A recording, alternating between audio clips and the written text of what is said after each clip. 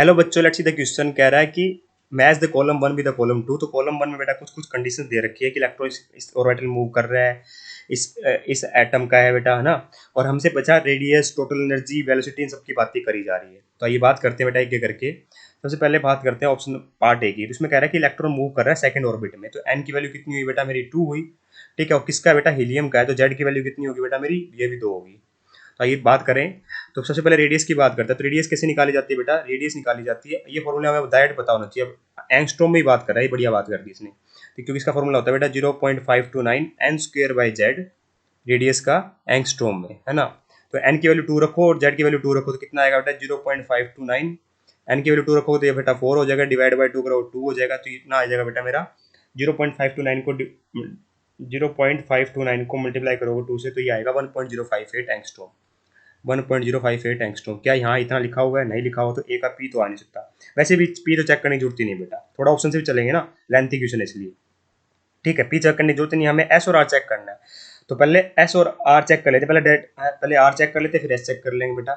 ठीक है, वेलोसिटी कैसे निकालते हैं बेटा? हमें मीटर पर सेकंड में पूछा गया है। तो ये क्या नहीं होती है बेटा? वेलोसिटी होती है 2.188 इंटू 10 की पावर 6 जेड बाई एन। तो जेड की वैल्यू 2 रखो बेटा, और हीलियम में एन की वैल्यू भी 2 रखो, तो ये आपस में कट जाएंगे बेटा। तो वेलोसिटी कितनी आएगी? इतनी आएगी 2.188 इंटू 10 की पावर 6, क्योंकि 2/2 मेरा कट रहा होगा। तो ये वैल्यू बेटा मेरी आ रही होगी मीटर पर सेकंड में। तो इसका मतलब मैं क्या कहूँगा बेटा कि ये भी गलत है, क्योंकि डिवाइड बाई 3 लिख रखा है, तो ए का आर तो आएगा नहीं। मतलब ऐसी बचा, ये तो कंफर्म हो गया, चाहे चेक करो चाहे ना करो। पर हमें एंगस्ट्रॉम में डी ब्रोगली वेवलेंथ पूछी है। तो डी ब्रोगली वेवलेंथ क्या होती है बेटा? Lambda is equal to h by m b होता है। ठीक है, तो वेलोसिटी हम निकाल चुके हैं, मास हमें पता ही है। तो एक बार बेटा इसको हम ऐसे यूनिट में निकाल लेते हैं। तो एच की वैल्यू रखोगे 6.625 इंटू 10 की पावर -34 जूल सेकंड। ठीक है, डिवाइड बाय मास की वैल्यू रखो बेटा 9.1 इंटू 10 की पावर -31 kg। ठीक है, वेलोसिटी की वैल्यू रखो बेटा। तो वेलोसिटी कितनी होती है हमारी? निकाल चुके हैं हम 2.188 इंटू 10 की पावर 6। ठीक है, मीटर पर सेकंड। ठीक है, सारी वैल्यू बेटा सॉल्व करने पे कितना आता है बेटा? लगभग ये मेरा देखिए 6.625 divide by 9.1 that divide by 2.188। ठीक है, तो ये आता है बेटा मेरा 0.33 इंटू में 10 की पावर, ये सॉल्व करो बेटा तो -34 ऊपर जाएगा बेटा, +31 हो जाएगा, और ये मेरा -6 हो जाएगा। तो मतलब कितना आ जाएगा? 10 की पावर -9 आ रहा होगा, जिसको मैं ऐसे लिख सकता हूँ बेटा, डिवाइड बाई 10 से डिवाइड कर दो, 10 से मल्टीप्लाई कर दो बेटा। तो 3.3 इंटू 10 की पावर -10 एंगस्ट्रॉम मैं लिख सकता हूँ बेटा इसको ना। सॉरी, एंगस्ट्रॉम कह रहा हूँ, सॉरी एंगस्ट्रॉम थोड़ी लिख सकता हूँ, मीटर पर सेकंड में आएगा ना ये तुम्हारा। सॉरी, मीटर पर सेकंड नहीं, वेवलेंथ है ना, मीटर में आएगी बेटा। वेलोसिटी थी मीटर पर सेकंड में, था ना। ऐसी गलतियां हमें नहीं करनी होती है ना, मीटर में आएगी। पर हमसे बेटा एंगस्ट्रॉम में पूछी गई है, तो मैं मुझको पता है 10 की पावर -10 मीटर क्या होता है बेटा। एक एंगस्ट्रॉम बेटा 10 की पावर-10 मीटर होता है ना। एक एंगस्ट्रॉम बेटा 10 की पावर-10 मीटर होता है। तो यहाँ पे मैं राइट लिख सकता हूँ 3.3 एंगस्ट्रॉम, है ना। तो अगर इसको सोल्व करते हैं बेटा, तो क्या इतनी वैल्यू आती है? तो देखिए ध्यान से, 150 डिवाइड बाई 13.6, 150 डिवाइड बाई 13.6, ये होता है बेटा मेरा 11.029 समथिंग।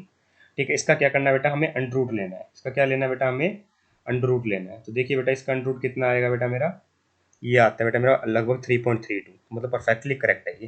तो ए का एस कंफर्म हो गया बेटा मेरा, ए का एस कंफर्म हो गया बेटा। 3 ऑप्शन दे ही रखा था, वैसे ही हम पता कर सकते थे। बी का आर और पी चेक करेंगे केवल, बी का आर और पी। तो इलेक्ट्रॉन क्या से मूव कर रहा है बेटा? थर्ड ऑर्बिट में मूव कर रहा है।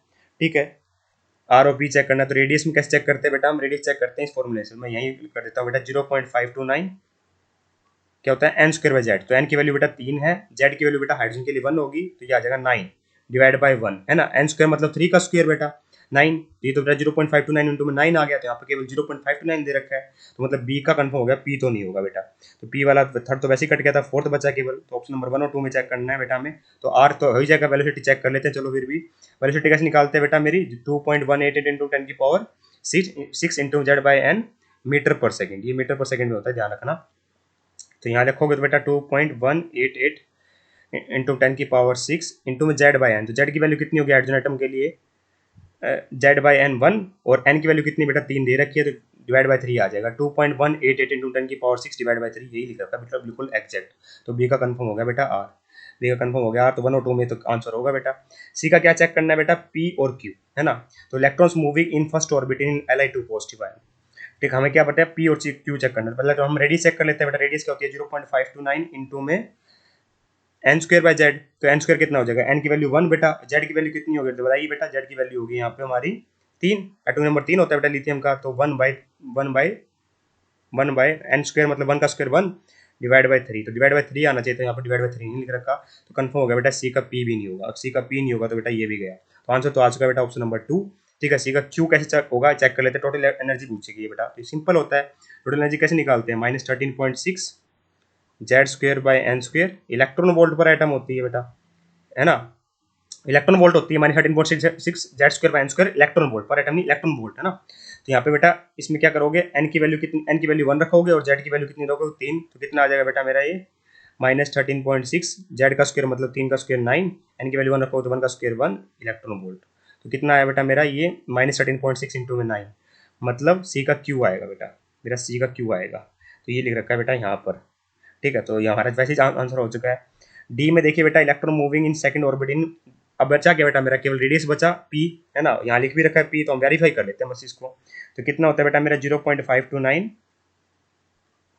एन स्क्वायर बाय जेड, तो एन स्क्वायर मतलब 2 का स्क्वायर बेटा, 2 का स्क्वायर 4, और बेरिलियम के बेटा एटॉमिक नंबर होता है, जेड की वैल्यू होती है 4, है ना, तो जेड की वैल्यू बेटा इसके लिए कितनी होती है बेटा 4 ही होती है। ठीक है, तो मेरा आंसर कितना आ जाएगा बेटा, यहाँ पे 4/4 करोगे तो कट जाएगा, तो 0.529 ही आएगा, मतलब डी का क्या आएगा बेटा मेरा पी आएगा, hence option number 2 is perfectly correct. Here I hope you understand the answer, thank you so much.